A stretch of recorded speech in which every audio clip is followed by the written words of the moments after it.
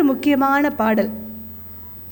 யுகங்கள் எத்தனை மாறினாலும், இனி எத்தனை திரைப்படங்கள் வந்தாலும் அண்ணன் தம்பி பாசத்தை சொல்வதற்குன்னு இதை போன்ற ஒரு படம் வரவே முடியாது. நான் என்ன படத்தை குறிப்பிடுறேன்னு உங்கள் எல்லாருக்குமே தெரியும். பாசமலர். மலர்ந்தும் மலராத பாதி மலர் போல வளரும் விழி வண்ணமே, வந்து விடிந்தும் விடியாத காலை பொழுதாகி விளைந்த கலை அன்னமே, நதியில் விளையாடி கொடியில் தலை சீவி நடந்த இளம் தென்றலே, வளர்பொதிகை மலை தோன்றி மதுரை நகர் கண்டு பொலிந்த தமிழ் மன்றமே. இந்த பாடலை கேட்கும்போது நீங்கள் எல்லாருமே உங்களுடைய நினைவுகளுக்குள்ளே போயிட்டு வரதை என்னால் பார்க்க முடியுது. மகிழ்ச்சி உங்கள் கண்களில் தெரியுது. எனக்குமே இந்த பாடலுக்கு ஒரு முக்கியமான தொடர்பு இருக்குது. இந்த பாட்டை நான் கேட்டுட்டு இருக்கும்போது கல்லூரி படிக்கிற காலத்தில் தான் நல்லா ஆழமாக இந்த பாடலை கேட்குறேன். இதில் ஒரு வார்த்தை வருகிறது. தங்க கடிகாரம் வைர மணியாரம் தந்து மனம் பேசுவார், பொருள் தந்து மனம் பேசுவார், மாமன் தங்கை மகளான மங்கை உனக்காக உலகை விலை பேசுவார், உலகை விலை பேசுவார், மாமன் தங்கை மகளான மங்கை உனக்காக, மாமன் தங்கை மகளான மங்கை உனக்காக உலகை விலை பேசுவார்.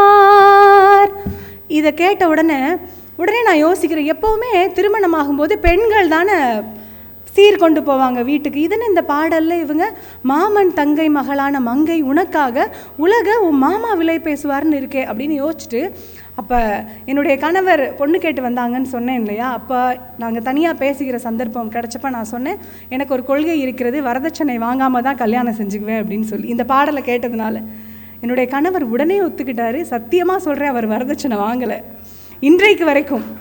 எங்கள் வீட்டிலேருந்து அப்பா ஏதாவது கொடுத்தா கூட இல்லை வேணாம், அவளுக்கு எல்லாமே நானே செய்வேன் அப்படின்னு இந்த 20 வருடங்களாக இந்த மேடையில் சத்தியமாக சொல்கிறேன், என்னுடைய கணவர் ஒரு ரூபாய் கூட என்னுடைய அப்பா கிட்டேருந்து வரதட்சணையோ இல்லை பொண்ணோ பொருளோ வாங்கலை, மறுத்துட்டார்.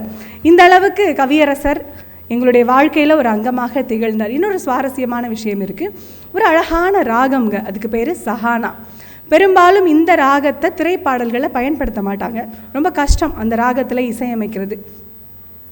அப்போது நம்ம கவியரசர் இப்படி ஒரு அழகான ராகத்தில் ஒரு பாடல் இசையமைக்கப்படுது, அதற்கு பொருத்தமான வார்த்தைகளை நம்ம கவியரசர் கொடுக்குறாங்க. ரொம்ப ரொம்ப பழைய படம் அது. அந்த பாடல் என்னன்னு பார்த்தீங்கன்னா, பார்த்தேன் சிரித்தேன் பக்கம் வர துடித்தேன் உனைத்தேன் என நான் நினைத்தேன் அந்த மலைத்தேன் இவரென மலைத்தேன். இந்த பாடல் தான், அவ்வளவு தேன் இருக்குங்க அந்த பாட்டில். இப்போ சாதாரணமாக நம்ம நிறைய தேன் சாப்பிட்டா என்ன ஆகும், நமக்கு உடம்புக்கு முடியாமல் போயிடும், நம்ம உடம்புல நம்மளுடைய ரத்தத்தில் உள்ள சர்க்கரையின் அளவு கூடிவிடும். ஆனால் இந்த பாட்டில் இருக்கிற தேனை நீங்கள் ஒரு நாளைக்கு எவ்வளவு முறை வேண்டுமானாலும் பருகலாம், உங்கள் இளமை இன்னும் கூடுமே தவிர குறையவே குறையாது. ஏன்னா அது தமிழ் தேன். மலர்த்தேன் போல் நானும் வளர்ந்தேன் உனக்கென வளர்ந்தேன் பருவத்தில் மணந்தேன். மலர்த்தேன் போல் நானும் மலர்ந்தேன் உனக்கென வளர்ந்தேன் பருவத்தில் மணந்தேன். எடுத்தேன் கொடுத்தேன் சுவைத்தேன் எடுத்தேன் கொடுத்தேன் சுவைத்தேன் இனித்தேன் இல்லாதபடி கதை முடித்தேன். பார்த்தேன் சிரித்தேன் பக்கம் வர துடித்தேன் உனைத்தேன் என நான் நினைத்தேன் அந்த மலைத்தேன் இவரென மலைத்தேன். எத்தனை தேன் பாருங்கள், எவ்வளோ இனிமை. நான் என்ன செஞ்சேன் தெரியுமா, இந்த பாடல் நான் எப்போ கேட்டேன்னா 9வது படிக்கும்போது இந்த பாட்டை கேட்குறேன். என்னடா இந்த அம்மா தன்னுடைய வரலாறை சொல்லுதுன்னு நினைக்காதீங்க. நான் பிறக்கும்போது கவியரசர் இந்த மண்ணில் இல்லை நண்பர்களே. அவருடைய தமிழ் என்னை ஆட்கொண்ட விதத்தை தான் நான் சொல்லிகிட்டு இருக்கிறேன்.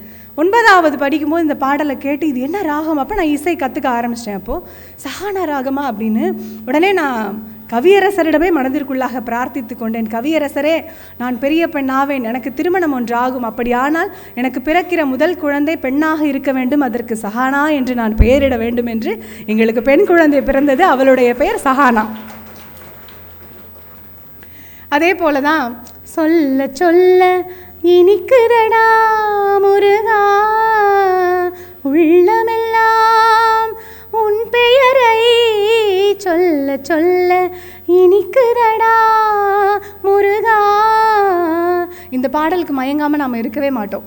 பி. சுசிலா அம்மா அவர்களுக்கு இந்த பாடல் தேசிய விருதை பெற்று தந்த பாடல் அந்த காலத்தில்.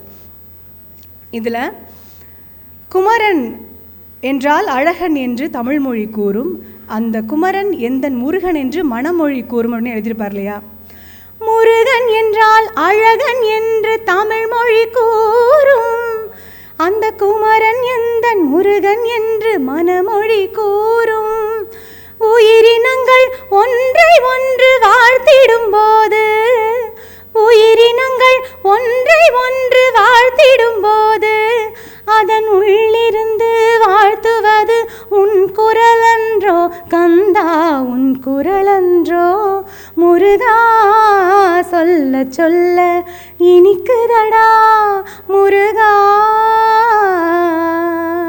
இந்த பாடலை கேட்டு எவ்வளவு அழகாக நம்ம தமிழை சொல்லியிருக்கிறார் கவிஞர் அப்படின்னு பார்த்து, தமிழ் இத்தனை இனிமையானதான்னு நான் புரிஞ்சுக்கிட்டேன். நீங்கள் யோசிச்சு பாருங்களேன், நம்ம மொழியை நம்ம எல்லாத்துக்குள்ளும் கலந்து வச்சுருப்போம். பெயரிடும்போது குழந்தைக்கு தமிழ்ச்செல்வி அப்படிலாம் பெயர் வைப்போம். எந்த உலகத்துலையாவது வேறு மொழிகளில் பெயர் வைப்பாங்களா? இங்கிலீஷ் பீட்டர் அப்படின்னு எங்கேயாவது பேர் கேள்விப்பட்டிருக்கீங்களா?